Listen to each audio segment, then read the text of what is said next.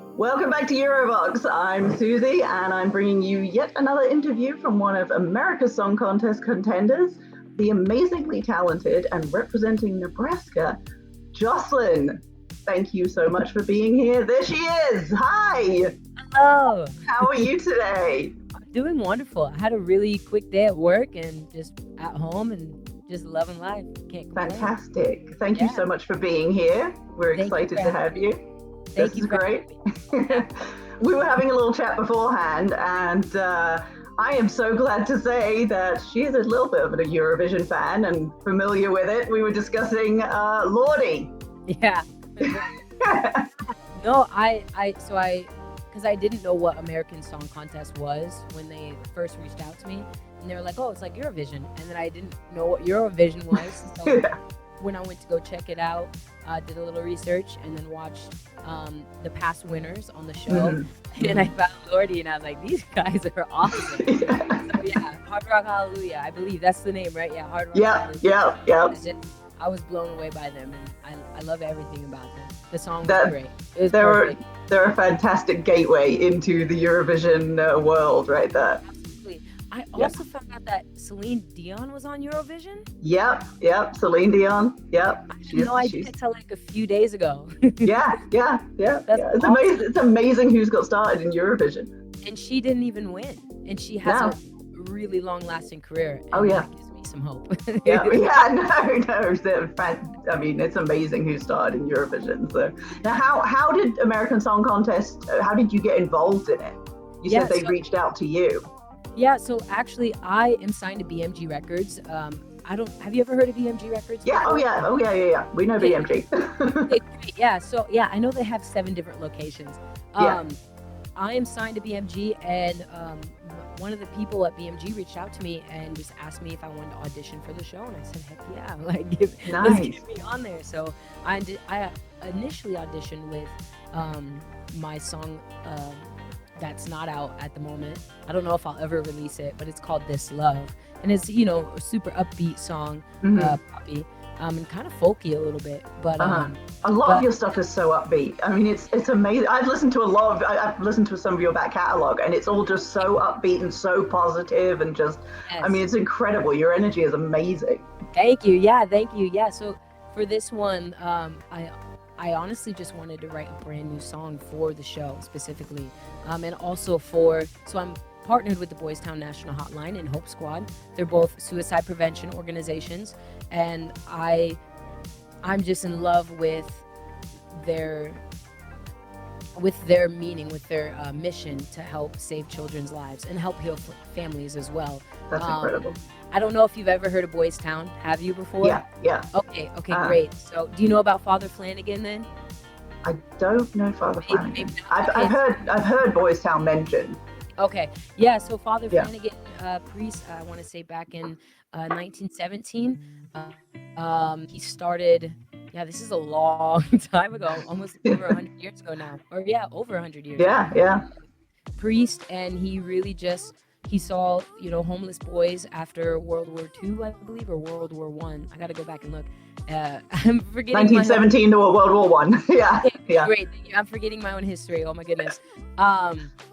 So he saw a lot of homelessness within young boys, and he wanted to take them in and just turn them into good people, I guess, or show them, give them traditions, help them with their morals and values, and really just kind of help them along a good path and take them in a good direction. Yeah, exactly. And it changed their lives, and it just and the thing. And I don't know if you're a believer in God. I know when a lot of people hear the word God, they're like, oh, it's, some man up in the sky. For me personally, I just believe it's this higher energy that we're all connected to. Whether it's a man or a woman, it doesn't matter. It's this higher energy that I feel connected to. And so he just was like, hey, just believe in something, and doesn't matter what it is, doesn't matter what race, religion you are. I just want you to be a good person, and I'm going to show you the ropes and how to get there. So, and it just kept unraveling year after year, and it century after century. And right. So yeah, his message was really about there's no such thing as a bad child, just bad circumstances. Right. bad learning techniques and bad environments. So I really believe in that too, because myself, I grew up in a single motherhood home, a fatherless home, and it definitely had its consequences. So yeah, we can get into all of that. I write a song specifically for young kids who don't have a direction in life, who feel like they don't amount to anything. And it was just so important that I get that message across, because I have felt so lost before in my life that I've needed help, and I found that help. And having someone there to like pick you up when you're just feeling low Right. is the best feeling ever. Knowing that you can trust someone enough to go to them and know that they're not going to take advantage of you. It's honestly the best feeling ever. Yeah.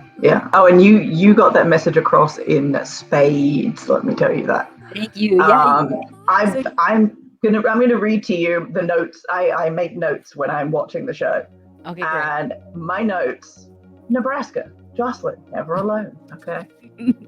Staging was stunning. Thank you. Straight off the bat, the staging was incredible. Thank you. First, and I look right here. First time I've had chills this whole competition. You're gonna make me cry. Flat out, I kid you not. I was sitting there and I just had goosebumps. I was like, this is it. I'd seen staging. I'd seen some staging that was okay. It was pretty good. I like it. And you were 2 lines in, and just the hairs on the back of my neck were up. It was incredible, utterly genuine. I had no words after that. It was incredible. It was amazing. I just absolutely love it. And like I said, I listened to some of your back catalog as well, and it's the continuing theme through your work is just positivity. I mean, it's incredible. A lot of that comes from a different place. Right. It's almost like a fake it till you make it. Like when I was making the album, like I don't know if you heard my song "Good to Be Me." I didn't feel like it was good. But it's almost like, but then there are those moments where I have felt that way, and it's like, wow, there's like, it's almost like when you buy something that you love so much, and okay, this is gonna sound really weird, but when I first got my guitar, right, that's what I bought. It was expensive.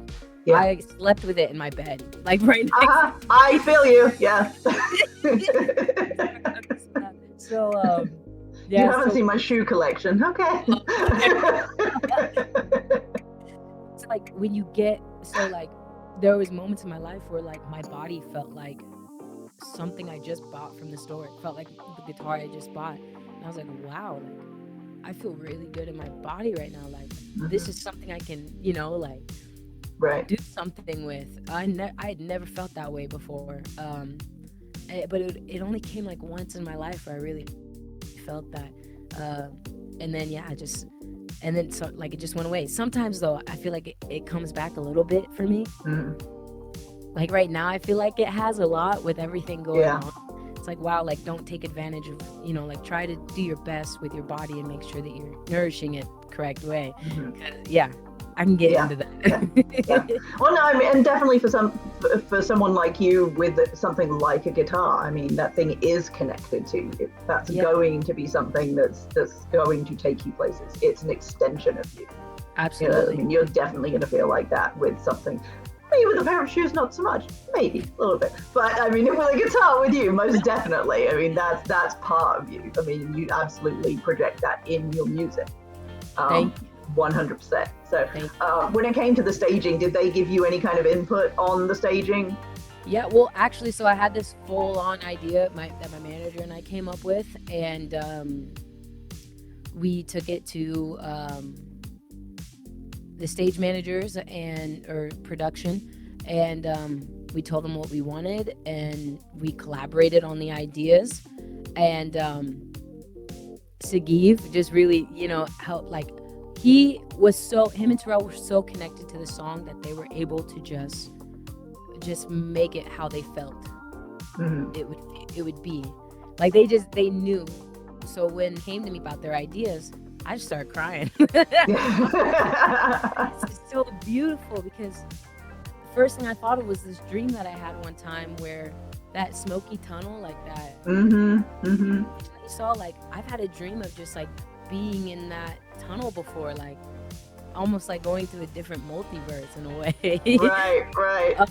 So and it's almost, and it felt like I was in that dark place, like I was, or anybody really, like anybody that can relate to it. I've been in that dark place. We all have. And then it's that bridge was. I was so happy when you mentioned a bridge. I was like, yes, that's the bridge that's gonna. You're going to walk over into this positive light, into this positive space where you're being guided on a path to get out. And it had that elevation too. Yeah. Yeah, absolutely. Yeah. So Yeah. and I just started bawling. I was just like, I'm in for that. Yeah. And the white outfit too as well was just, I mean, that just, the projection of the light on that was just incredible. It looked so good. They let me keep the suit because they Did they? That's awesome. I love it. I can sell this for millions of dollars. After you've worn it every day for about 2 months, because I mean, I'd just be strutting around the streets and it'd be like, hey, remember me? Yeah. I probably won't wear it again, to be honest. I just feel like it's one of those things where you just wear it once. That sounds crazy, but yeah. No, I completely get it. Yeah.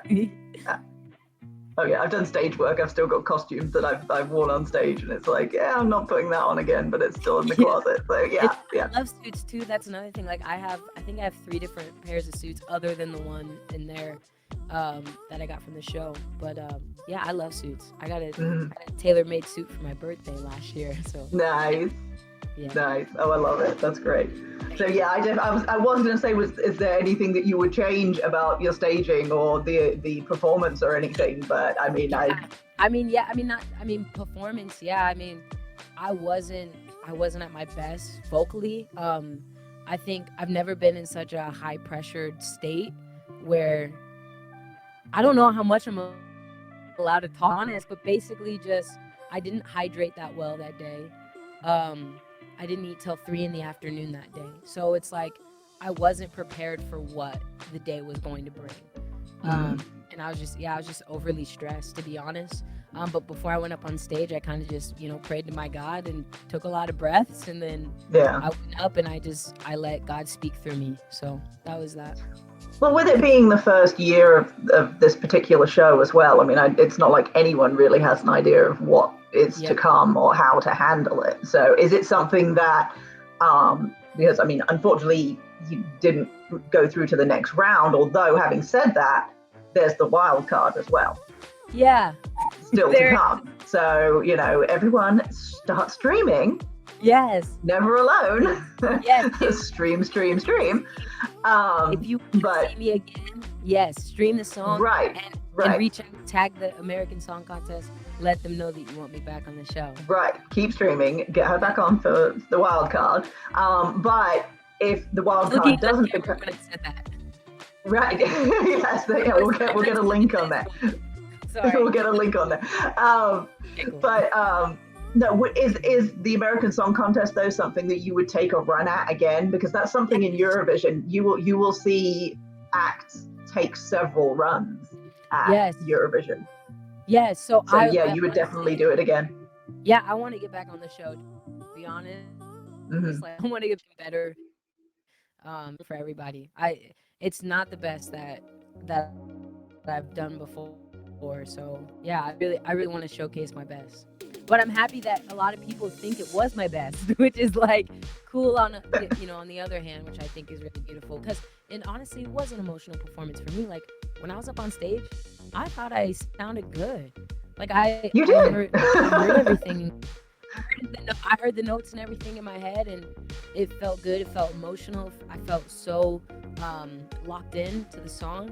And then when I got off stage and listened back to the performance, I was like, oh no. Like, and I may just be my worst critic, but I know I hit a couple bad notes. I remember you having a little shaky, like you could tell there was a little nerve at the very, very beginning. Not in a rough way, but you could tell that there was like a little nerve shake.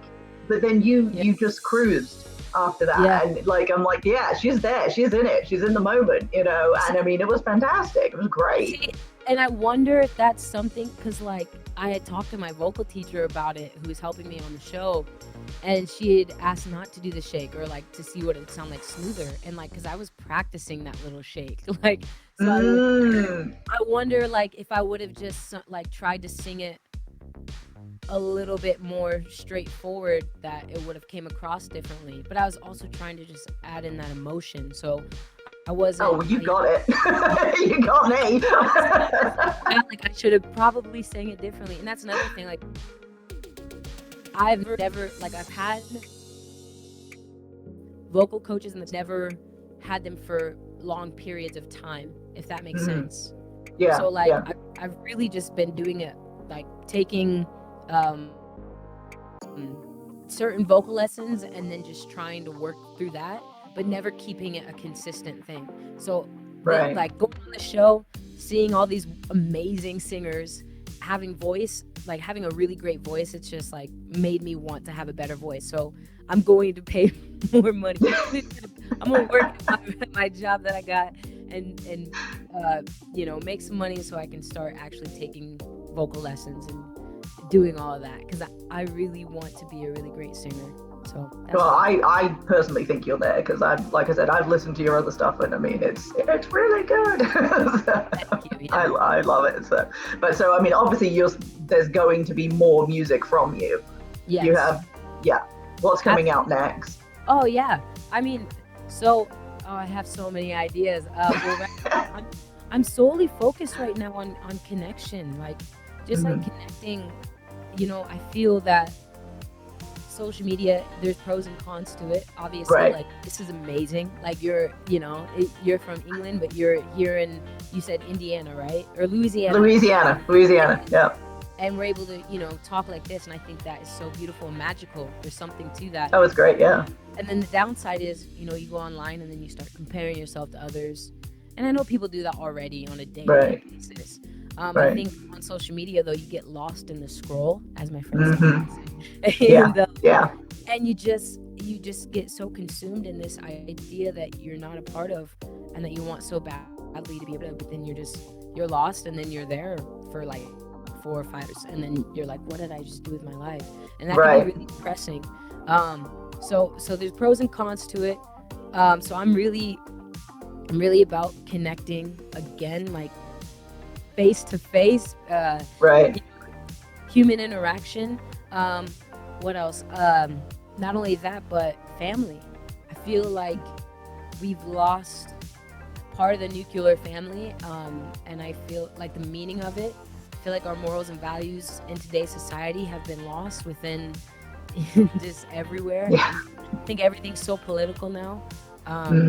Losing sight of family, and that connection, and what it really means to be a part of your family, I guess. I don't know. I think there's a lot of trauma that we've all experienced, and I just want to be real and honest about my own.